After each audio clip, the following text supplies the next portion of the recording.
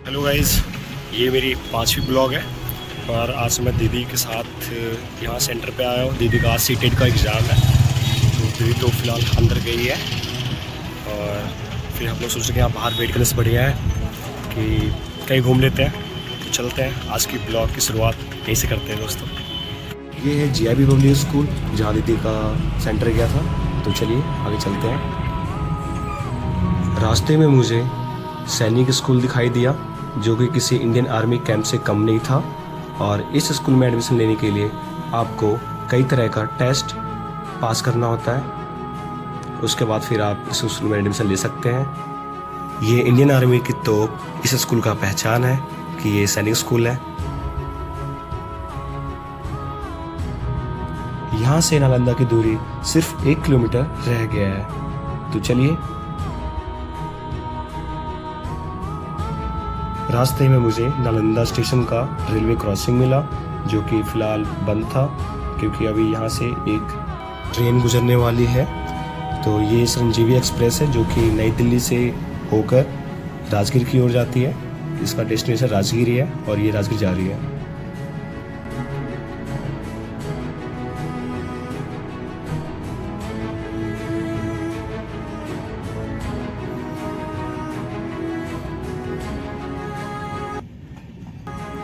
Train cross करने के बाद हम निकल गए अपने डेस्टिनेशन की ओर, तो चलिए। और ये रहा नालंदा का मार्केट और ये यहाँ से द्वार है इसका। नालंदा डिस्ट्रिक्ट की एक चीज़ मुझे काफ़ी सही लगी जो कि वहाँ के रोडों पे साफ़ सफाई बहुत ज़्यादा अच्छी थी। तो चलिए, हम लोग नालंदा आ चुके हैं और ये यहाँ पे पार्किंग है। मैंने अपनी बाइक यहाँ पार्क कर दी है, तो अब चलते हैं यहाँ से लोकल मार्केट। तब तक मैं दिखाता हूँ, फिलहाल अभी एंट्री बंद है, एंट्री 9 बजे से चालू होगी। तो गाइस, ये है पीछे एंट्री गेट। सो अभी 9 बजे चालू होगी, तब तक वेट करते हैं और मैं तब तक आपको यहाँ का मार्केट वगैरह दिखाता हूँ। दोस्तों, ये है नालंदा का कैफेटेरिया रेस्टोरेंट भोजनालय जो कि यहाँ से एंट्री गेट है, और अंदर जाने के बाद यहाँ से आप कैफेटेरिया में आ सकते हैं और अपना कुछ भी खाना पीना भोजन वगैरह आराम से आप यहाँ पे कर सकते हैं। तो ये नालंदा यूनिवर्सिटी के म्यूजियम वाले रास्ते में एक घंटा मेरे को दिखा, और ये घंटा काफ़ी पुराना था और इस पे अलग ही लैंग्वेज में कुछ लिखा हुआ था जो कि मुझे तो समझ में नहीं आया। शायद ये बुद्धिस्ट लैंग्वेज में लिखा हुआ है, और ये देखने में काफ़ी वजनदार दिख रहा था और ये काफ़ी पुराना दिख रहा है क्योंकि ये लोहे का बना हुआ है। पुराने ज़माने में इसका उपयोग किसी प्रतीक को दिखाने के लिए किया जाता होगा। और इसके पीछे एक बहुत ही खूबसूरत पार्क भी है जो कि काफ़ी अच्छे से इन्होंने मेंटेनेंस कर रखा है। तो चलिए चलते हैं मार्केट की ओर।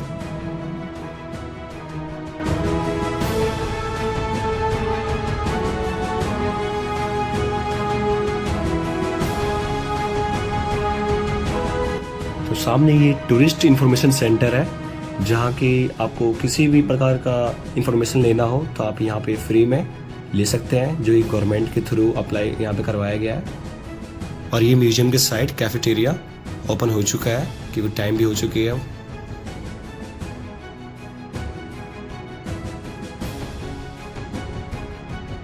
ये यहाँ का लोकल मार्केट है जो कि आपको हैंड क्राफ्टिंग की सारी चीज़ें यहाँ पे अवेलेबल है। आप देख सकते हैं यहाँ पे बुद्ध महावीर जी का मूर्ति वगैरह है।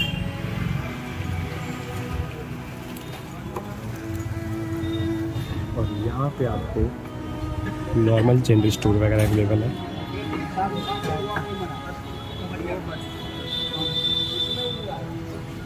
आप यहाँ पे पप्पू जी भेलपुरी एंड झालमुड़ी, ये फ्रंट गेट के सामने है और ये मेन रोड है।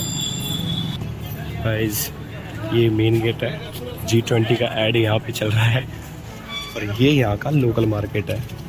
तो आप देख सकते हैं हैंड क्राफ्टिंग की सारी चीज़ें यहाँ पे अवेलेबल है। हैंड क्राफ्टिंग की सारी चीज़ें यहाँ अवेलेबल है, उसके साथ साथ आपको और भी चीज़ें मिल जाएंगी। आप यहाँ पे बुद्धा की मूर्तियाँ वगैरह ले सकते हैं।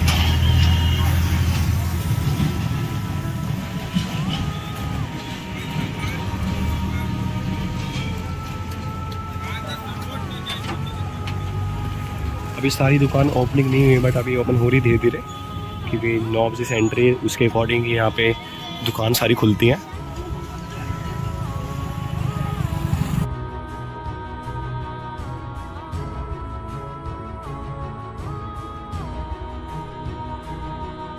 तो ये ब्लैक बुद्धा जो टेम्पल है वो नालंदा यूनिवर्सिटी के अंदर ही आती है, और ये खुदाई के समय मूर्ति निकली है और इसे अब फिर से स्थापित किया गया है।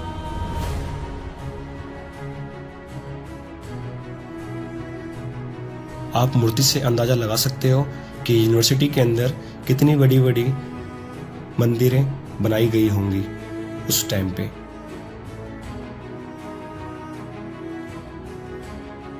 ये महावीर जी की प्रतिमा काली चमकदार पत्थर से बनाई गई हुई है। हम लोग नालंदा खंडर के अंदर आ चुके हैं विश्वविद्यालय, और ये टिकट घर है।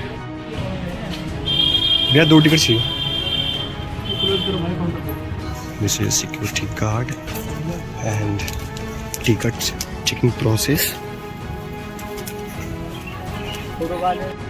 तो दोस्तों आइए आपको बताते हैं पूरी नालंदा यूनिवर्सिटी की कहानी।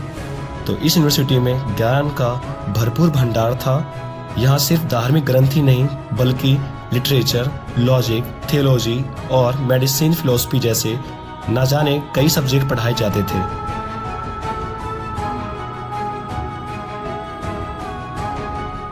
यहाँ की खूबसूरती आप अंदाजा लगा सकते हैं कि उस टाइम पे इससे कई गुना ज़्यादा अच्छी होगी।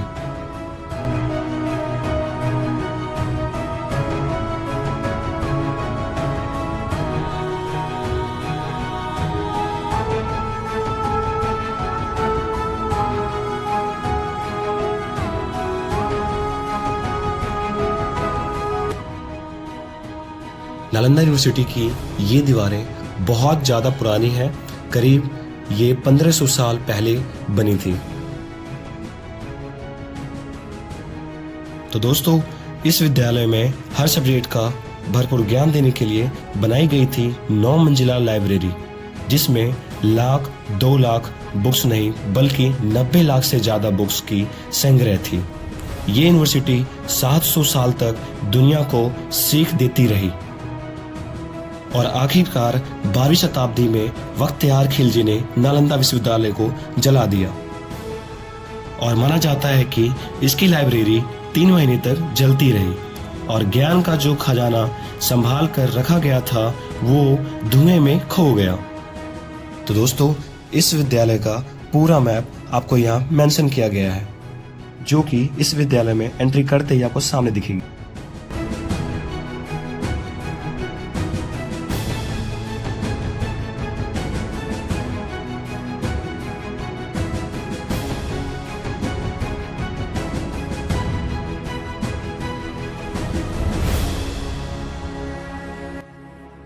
उस वक्त नालंदा जब कई बुलंदियों को छू रही थी, वो एक महाविहार जो बौद्ध मठ का हिस्सा था, जिसके खंडर आज भी 57 एकड़ में फैली हुई है। तो गाइस इस खंडर का ये बाथरूम है, जो भी टूरिस्ट वगैरह घूमने आते हैं उनके लिए।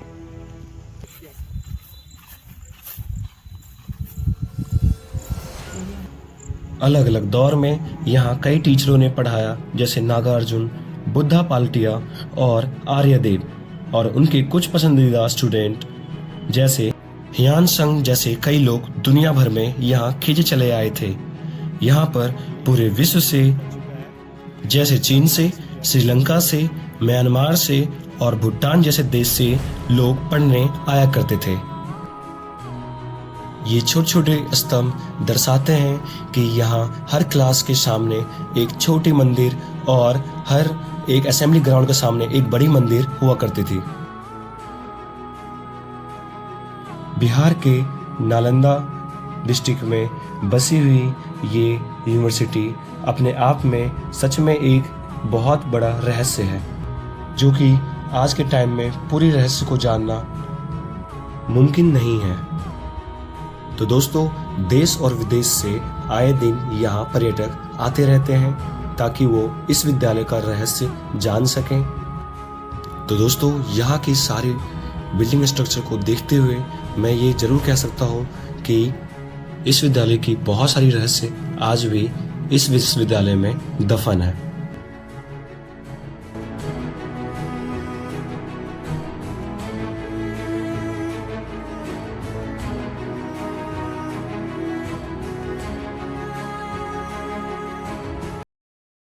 आज बहुत गर्मी लग रही है मुझे, धूप भी बहुत ज़्यादा है, बिल्कुल सर के ऊपर ही है। तो चलते हैं, प्यास भी लगी हुई है, कहीं पानी पीने का तो व्यवस्था जरूरी होगा, तो वहाँ पानी पियेंगे। फिलहाल ये हरिओम कहाँ गायब हो गया, दिख नहीं रहा है, शायद छुप गया होगा। तो दोस्तों ये पूर्वी भुजा का कुआं है, जो कि ये रहा,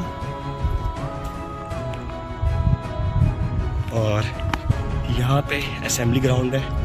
यहाँ पे उस वक्त का असेंबली हुआ करता था, और ये क्लासरूम्स वगैरह है। ये क्लासरूम है, जितने भी आपको पीछे दिखाई दे रही है, जितने भी है, ये क्लासरूम हो गए और ये असेंबली ग्राउंड हो गए, और ये स्टेज।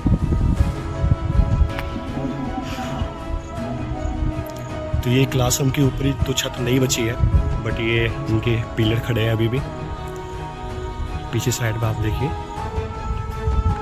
आप अंदाज़ा लगा सकते हैं कि ये विश्व में सबसे बड़ी इसलिए थी क्योंकि यहाँ ये करीब, मेरे अकॉर्डिंग तो ये गाइज पूरे विश्वविद्यालय 30 एकड़ में बना हुआ है, जो कि ये बहुत ही ज़्यादा इनफ है एक विद्यालय के लिए।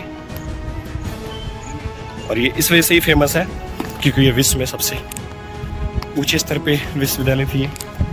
तो ये असेंबली ग्राउंड दूसरी है, अभी मैंने आपको फर्स्ट वाला दिखाया था उधर साइड में, और ये दूसरी वाली है। और ये भी क्लासरूम्स वगैरह है यहाँ पे, और सामने आपको स्टेज दिखाई दे रहा है।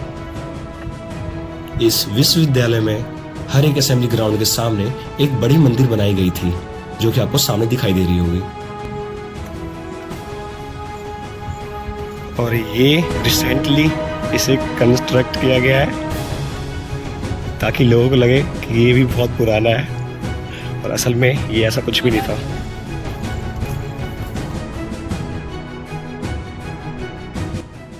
तो दोस्तों ये मंदिर और भी ऊंची थी, और इसे रिकंस्ट्रक्ट करके इसे थोड़ा नीचे कर दिया गया है, और फिलहाल इसके अंदर मिट्टी के सिवा कुछ भी नहीं है।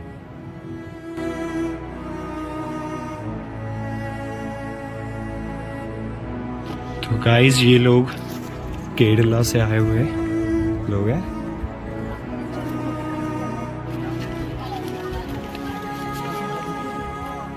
तो दोस्तों ये पुस्तकालय भंडार है, जो कि उस टाइम का सबसे बड़ा पुस्तकालय लाइब्रेरी है। और इसमें जिस टाइम पे ये खंडर को बर्बाद किया गया था, तो उस टाइम पे इस पुस्तकालय भंडार में करीब 6 महीने तक इसमें आग जलती रही थी। जितनी भी जो किताबें वगैरह थे वो इसमें जलती रही थी। तो दोस्तों आज भी इस विद्यालय की दीवारें बयां करती हैं कि इस विद्यालय की कक्षा कितनी बड़ी होंगी। दोस्तों तो यहाँ आपके सामने जो दिखाई दे रहे हैं, ये श्रीलंका से आए हुए पर्यटक हैं, और इनके साथ एक टूर गाइडर भी है, जो कि इस विद्यालय की पूरी स्टोरी उन्हें अपने लैंग्वेज में समझा रहा है।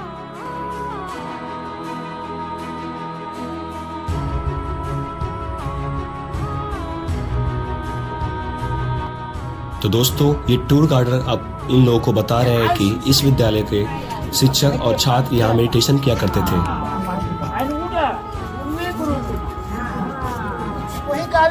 Everybody's conversation in Tamil language, and this is meditation areas of this university.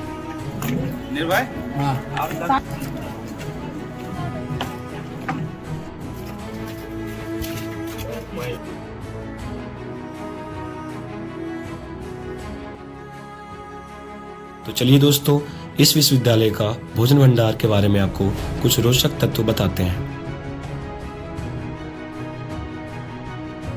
सभी पर्यटक इस विश्वविद्यालय की कहानी को जानने के लिए काफी उतावले हो रहे हैं। आप देख सकते हैं कि धीरे धीरे यहाँ भीड़ की संख्या बढ़ती जा रही है।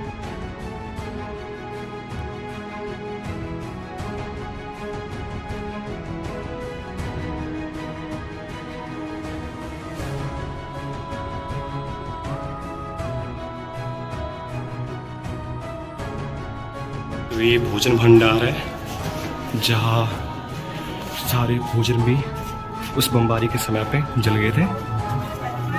और इस भोजन भंडार के साइड में एक कुआं है जिससे यहाँ खाना बनाया जाता था इस पानी का उपयोग करके। तो गाइस ये पत्थर जो है ये बहुत ही ज़्यादा चमकीला है जिससे रिफ्लेक्शन होकर और इस पूरे एरिया में यहाँ रोशनी आती थी सन की लाइट इस पर डायरेक्ट रिफ्लेक्ट करके। तो ये पत्थर बहुत ही ज़्यादा चमकीला है। फिलहाल अभी आपको दिखाई नहीं दे रहा होगा क्योंकि बहुत साल हो चुके हैं इसके। दोस्तों ये भी टूरिस्ट गार्ड मैप के बारे में समझा रहे हैं कि ये 8 असेंबली टोटल इस विश्वविद्यालय में थी और हर असेंबली ग्राउंड के सामने एक छोटी मंदिर हुआ करती थी और हर 3 असेंबली ग्राउंड के सामने एक बड़ी मंदिर हुआ करती थी। डॉक्टर अब्दुल कलाम की पहल में नालंदा ने एक मॉडर्न इंटरनेशनल यूनिवर्सिटी के रूप में एक बार फिर से जन्म लिया। तो गाइस हमने पूरा विश्वविद्यालय घूम लिया और अब इस विश्वविद्यालय से निकला हुआ जो भी ऑब्जेक्ट वगैरह जो भी सारी जो चीज़ें थी जलने के बाद और बम गिरने के बाद जो निकली थी इससे वो आगे म्यूजियम में, तो आपको मैं आगे जाके म्यूजियम में दिखाऊंगा। नालंदा जैसी यूनिवर्सिटी इस बात का सबूत है कि भारत का ज्ञान सदियों से दुनिया को रोशन कर रहा है। हम उम्मीद करते हैं वक्त एक बार फिर से करवट लेगा और बेहतरीन एजुकेशन की तलाश करता हर एक व्यक्ति कहेगा it happens only in India.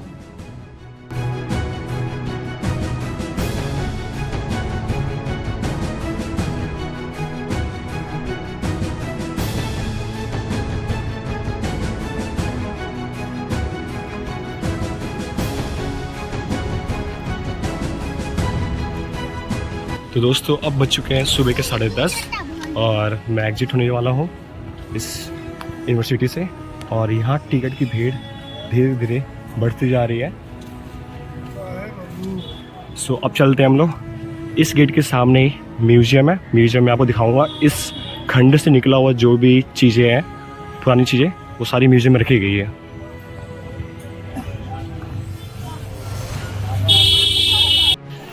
तो इस म्यूजियम में जाने के लिए हमें फिर से यहाँ से टिकट लेना होगा।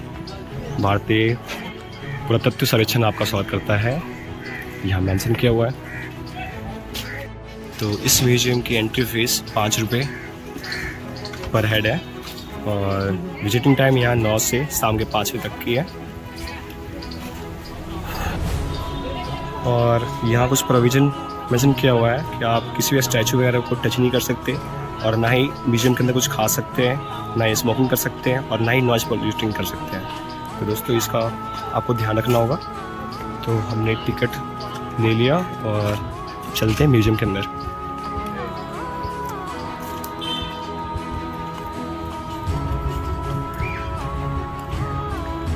तो आर्कियोलॉजिकल म्यूजियम नालंदा।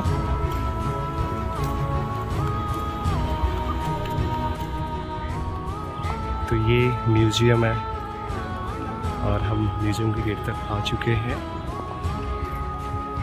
चलते हैं अंदर। एंट्री शायद अंदर कैमरा अलाउड ना हो, तो हम लोग को प्यास इस वक्त लग गई है बहुत ज़्यादा। तो चलते हैं, पहले पानी पीते हैं फिर म्यूजियम के अंदर चलेंगे। दोस्तों इस नालंदा पुरातत्व संग्रहालय की स्थापना 1917 ईस्वी में हुई थी। इसमें मुख्यतः निकट स्थित प्रस्थल के उत्खनन से प्राप्त सामग्री को संग्रहित किया गया है, जिसमें प्राचीनतः हाथी की दांत, हाथी की हड्डी और मिट्टी के बने हुए बर्तन वगैरह और मनके इत्यादि का अनूठा संग्रह इसमें उपलब्ध है।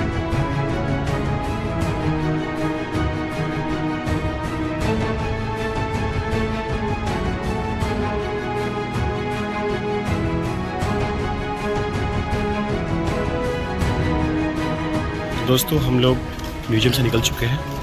अंदर कैमरा अलाउड नहीं था, बट फिर भी आप लोगों के लिए मैंने थोड़ा बहुत वीडियो क्लिप बनाया है छिपा कर, जो आपको मैं इस ब्लॉग में मेंशन करूँगा। तो चलते हैं आगे, मिलते हैं फिर से। तो अब चलते हैं आगे, कुछ और देखते हैं। पहले पूछना पड़ेगा मुझे यहाँ पे और क्या क्या चीज़ें घूमने का है, फिर मैं आपको बताता हूँ।